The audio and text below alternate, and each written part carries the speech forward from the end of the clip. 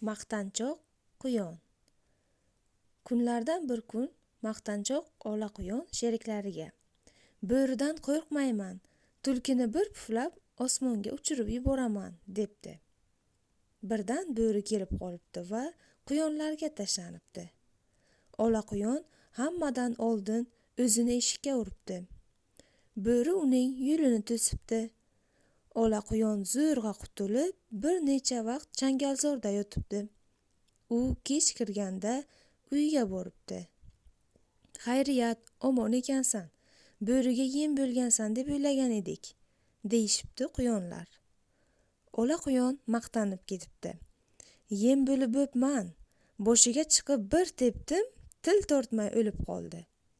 "Rahmat senga, Ola quyon, bo'ridan qutulibmiz", debdi quyonlar. "Ha, butunlay qutuldinglar", debdi kerilib Ola quyon.